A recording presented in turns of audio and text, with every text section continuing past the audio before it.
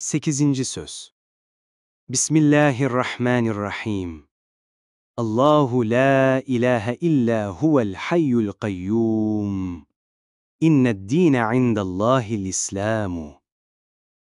Şu dünya ve dünya içindeki ruhu insani ve insanda dinin mahiyet ve kıymetlerini ve eğer dine hak olmazsa dünya bir zindan olması ve dinsiz insan en bedbaht mahluk olduğunu ve şu alemin tılsımını açan ruhu beşeriyi zulümattan kurtaran Ya Allahu ve La ilahe illallahu olduğunu anlamak istersen, şu temsili hikayeciye bak, dinle. Eski zamanda iki kardeş uzun bir seyahatte beraber gidiyorlar. Gitgide ta yol ikileşti. O iki yol başında ciddi bir adamı gördüler. Ondan sordular, hangi yol iyidir? O dahi onlara dedi ki, sağ yolda kanun ve nizama tebaiyet mecburiyeti vardır. Fakat o külfet içinde bir emniyet ve saadet vardır. Sol yolda ise serbestiyet ve hürriyet vardır. Fakat o serbestiyet içinde bir tehlike ve şakavet vardır. Şimdi intihaptaki ihtiyar sizdedir. Bunu dinledikten sonra güzel huylu kardeş sağ yola tevekkeltü alallah deyip gitti ve nizam ve intizama tebaiyeti kabul etti. Ahlaksız ve serseri olan diğer kardeş sırf serbestlik için sol yolu tercih etti. Zahiren hafif, manen ağır vaziyette giden bu adamı hayalen takip ediyoruz. İşte bu adam, dereden tepeden aşıp, gitgide ta hali bir sahraya girdi. Birden müthiş bir sada işitti. Baktı ki, dehşetli bir arslan, meşelikten çıkıp ona hücum ediyor.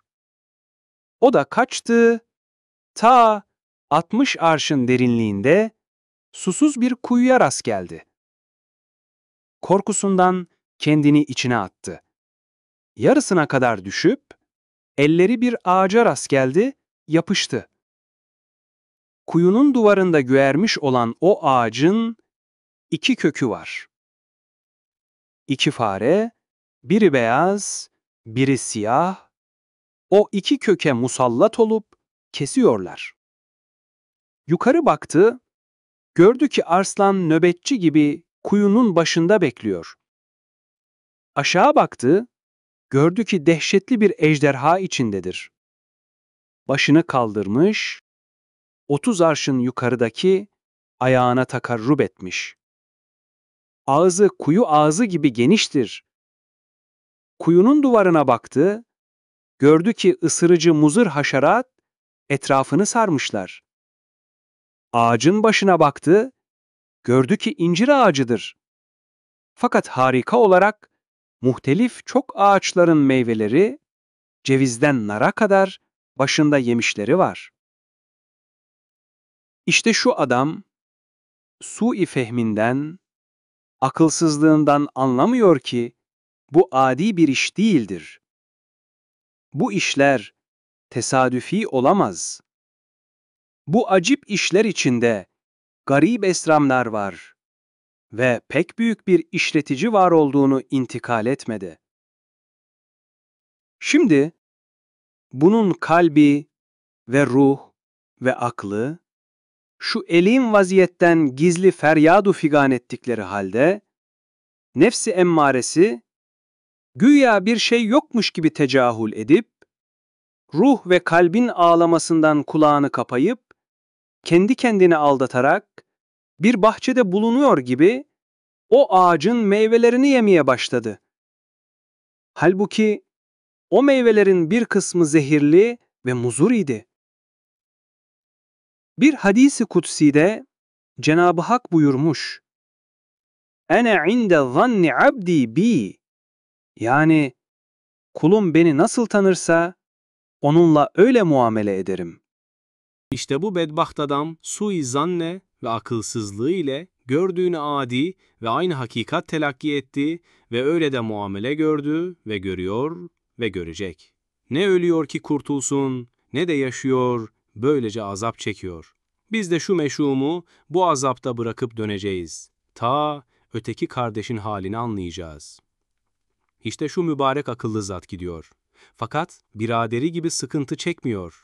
Çünkü güzel ahlaklı olduğundan güzel şeyleri düşünür, güzel hülyalar eder. Kendi kendine ünsiyet eder. Hem biraderi gibi zahmet ve meşakkat çekmiyor. Çünkü nizamı bilir, tebaiyet eder, teshilat görür. Asayiş ve emniyet içinde serbest gidiyor. İşte bir bahçeye rast geldi. İçinde hem güzel çiçek ve meyveler var, hem bakılmadığı için murdar şeyler de bulunuyor. Kardeşi dahi böyle birisine girmişti fakat murdar şeylere dikkat edip meşgul olmuş, midesine bulandırmış, hiç istirahat etmeden çıkıp gitmişti. Bu zat ise her şeyin iyisine bak kaidesiyle amel edip murdar şeylere hiç bakmadı.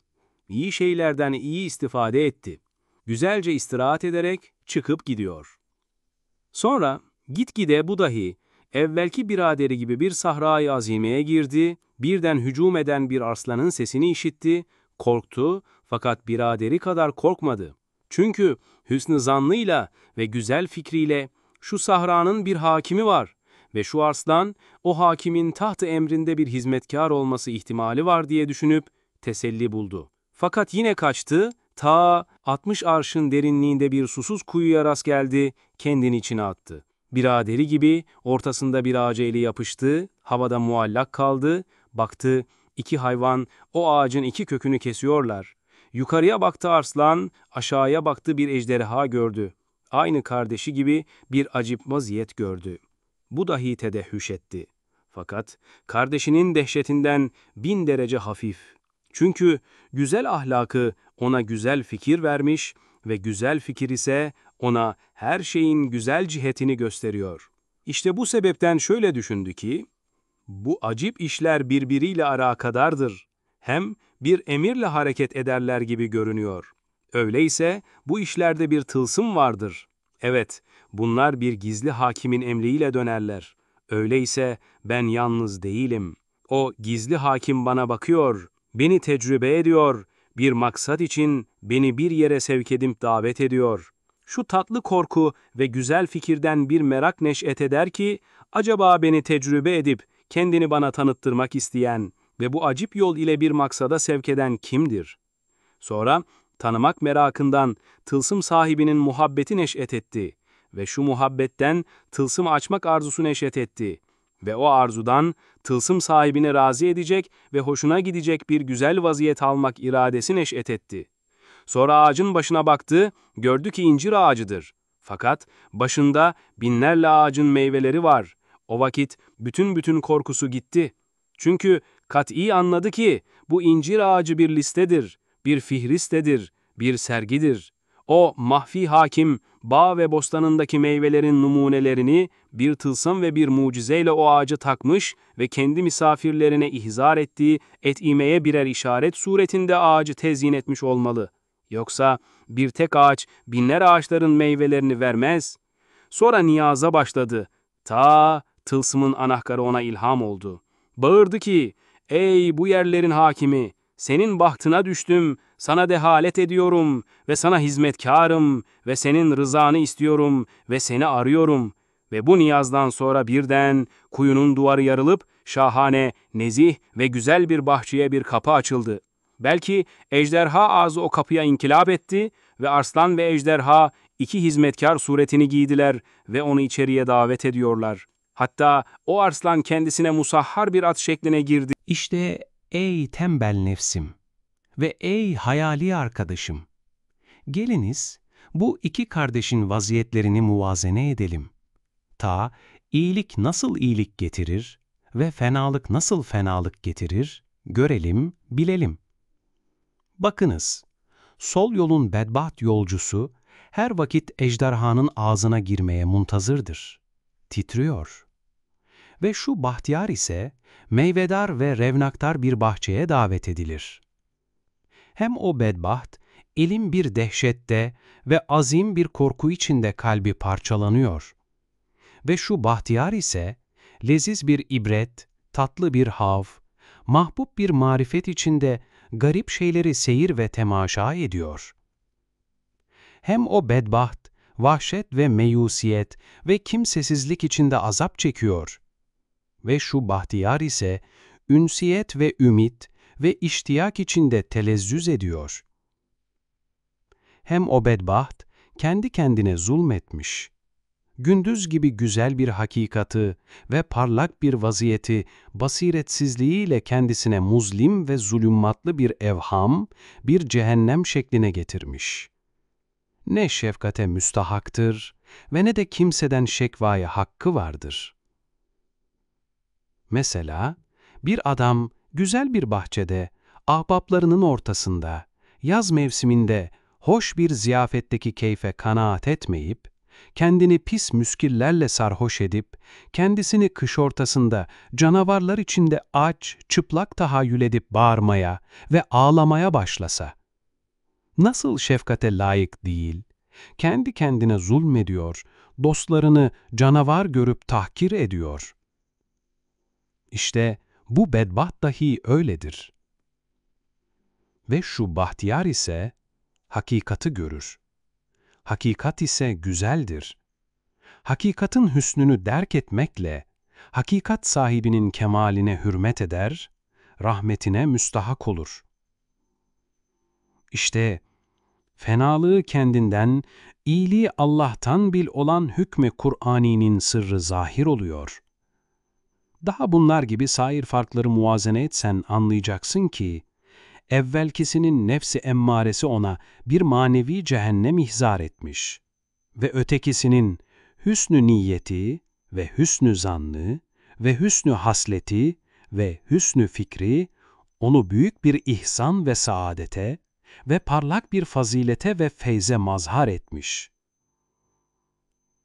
Ey nefsim ve ey nefsimle beraber bu hikayeyi dinleyen adam!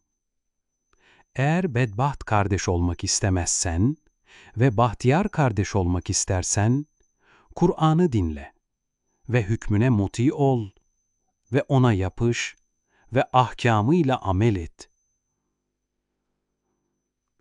Şu hikayeyi temsiliyede olan hakikatleri eğer fehmettin ise, hakikati dini ve dünyayı ve insanı ve imanı ona tatbik edebilirsin. Mühimlerini ben söyleyeceğim, incelerini sen kendin istihraç et. İşte bak, o iki kardeş ise, biri ruhu mümin ve kalbi salihtir. Diğeri ruhu kafir ve kalbi fasıktır.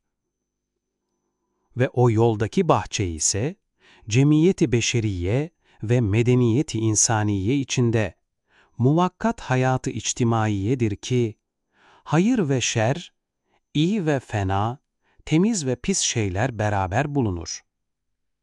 Akil odur ki, huz ma safa, da' ma keder kaidesiyle amel eder ve selameti kalple gider. Ve o sahra ise şu arz ve dünyadır. Ve o arslan ise ölüm ve eceldir. Ve o kuyu ise bedeni insan ve zamanı hayattır. Ve o 60 arşın derinlik ise ömrü vasati ve ömrü galibiye olan 60 seneye işarettir. Ve o ağaç ise müddetü ömür ve madde-i hayattır. Ve o siyah ve beyaz iki hayvan ise gece ve gündüzdür.